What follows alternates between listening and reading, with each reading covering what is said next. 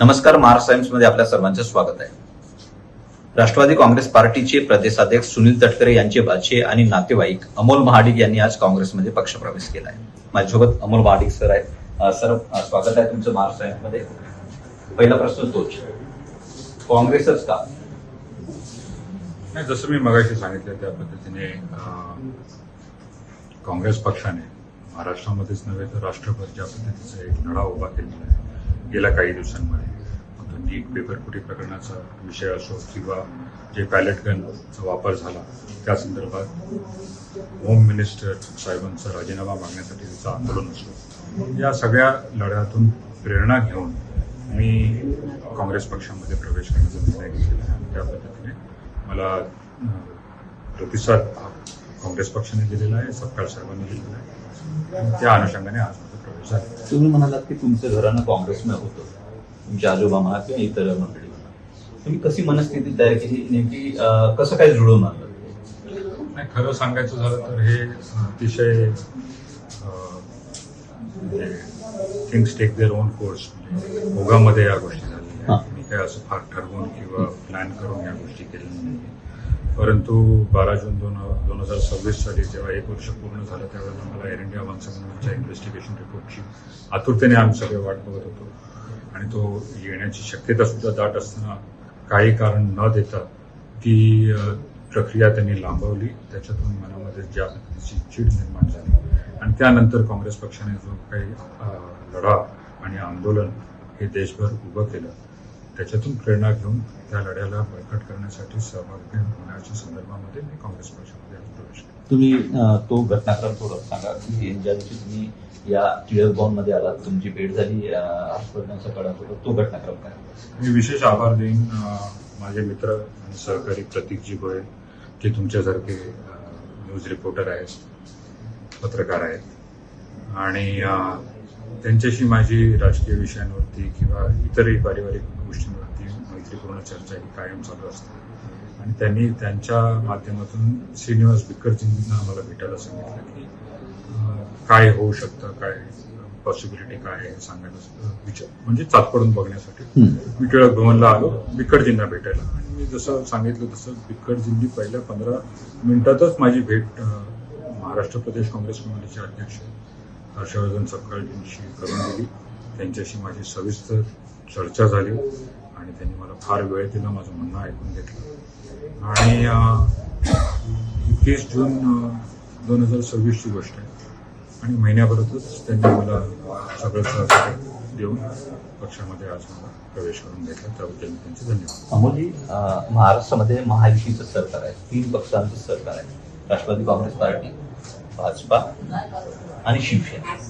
बहुतेक जे पक्ष प्रवेश होतात यापूर्वीचे जेवढे झालेले ते सत्ताधाऱ्या पक्षामध्ये जात आहेत.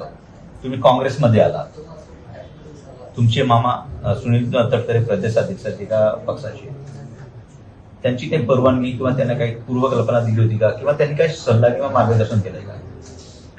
नाही, एक असं आहे की यापूर्वी मी कुठल्याही राजकीय पक्षामध्ये सक्रिय नव्हतो. राजकारणात सक्रिय होण्याची ही माझी पहिली वेळ आहे. दुसरी गोष्ट म्हणजे सत्ताधारी पक्षामध्ये जाण्याची माझी अजिबात माझी अशी कुठली मनीषा नव्हती. कारण एक चळवळीच्या माध्यमातून जनहितार्थ काम करण्याच्या इच्छेतून मी हा निर्णय घेतलाय.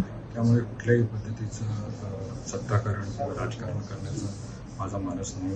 एक चळवळ उभी करण्यासाठी मी माझी इच्छा व्यक्त करून दाखवली आणि त्याला काँग्रेस पक्षाने चांगला पाठिंबा दिला, म्हणून मी या पक्षामध्ये प्रवेश केला. तुमची पत्नी अपर्णा महाडिक अहमदाबाद प्लेन क्रॅशमध्ये 1 वर्ष उलटून गेलेला आहे. याचा रिपोर्ट अजून आलेला नाहीये. मुरलीधर मोहोळ केंद्रीय राज्यमंत्री यांनी लोकसभेमध्ये असं आश्वासन दिलंय की 1 वर्षाच्या आत हे सर्व म्हणजे त्याच्या रिपोर्ट येतील. तुम्हाला काय वाटतंय, काय झालं असेल? एक असं आहे की केंद्र सरकारकडून जी माझी अपेक्षा होती त्या बाबतीमध्ये माझा भ्रमनिरास झालेला आहे आणि ज्या पद्धतीची एक काय नाही तर एक इमोशनल सपोर्ट जो केंद्र सरकारने दिला पाहिजे. जर मी समजू शकतो एवढा मोठा अपघात आहे, त्याच्या इन्व्हेस्टिगेशनला वेळ लागत असेल, तो इन्व्हेस्टिगेशनला वेळ का लागतो या संदर्भात त्यांनी माहिती पुरवली असते. मलाच असं नाही, जे 260 विक्टिम्स आहेत त्यांच्या परिवारांना, कारण हा प्रश्न केवळ माझ्या मनामध्ये आहे असं मला वाटतं, प्रत्येक मनामध्ये ती तळमळ चालू असणार आणि ही तळमळ जी आहे त्याला शांत करण्याची जबाबदारी शेवटी केंद्र सरकारवर आहेच. त्यामुळे त्यांनी या पद्धतीचं ट्रान्सपरन्सी बाळगावी आणि पारदर्शकपणे कुटुंबाशी संपर्क ठेवून त्यांना विश्वासात घेऊन लवकरात लवकर या गोष्टीचा रिपोर्ट बाहेर काढावा अशी मी आजही त्यांना काँग्रेस पक्षाच्या माध्यमातून सुद्धा विनंती करतो. प्रथम दर्शनी बघायला गेलं तर त्याचा दोष सबरवाल, कॅप्टन सबरवाल यांच्यावरती टाकण्यात आला आहे. तुमचं मत काय आहे? नाही, मी हे आधीही बोललेलो आहे की अशा पद्धतीने जी लोक युनिफॉर्म जॉब करत असताना, कार्यरत असताना, त्यांच्या कामाच्या ठिकाणी युनिफॉर्ममध्ये असताना ज्यांचे प्राण गेले त्यांच्यावर हे अशा पद्धतीचे आरोप करणं हे गलिच्छ आहे.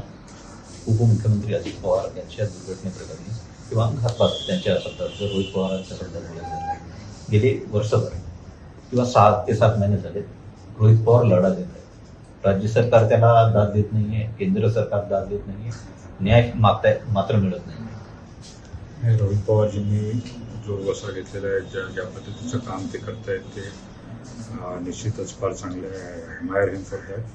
आणि महाविकास आघाडीच्या माध्यमातून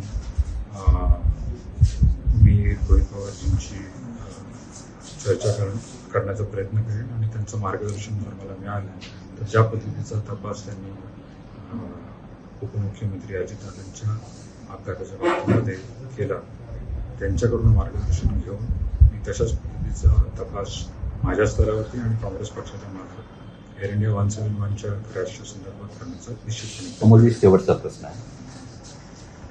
आज तुम्ही पक्ष प्रवेश केलाय, नवीन जबाबदारी मिळालेली आहे. नवीन जबाबदारी मिळाल्याच्या नंतर जबाबदारी वाढते, जिम्मेदारी वाढते. तुमचे विजन काय आहे? भयमुक्त भारत हेच माझं विजन आहे. धन्यवाद. Thank you sir. आमच्यासोबत हे होते अमोल महाडिक.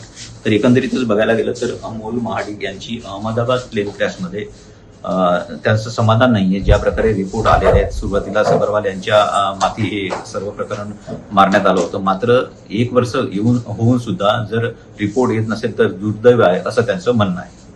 मी कुमार टेंबरे, महाराष्ट्र ऑनलाईन, मुंबई.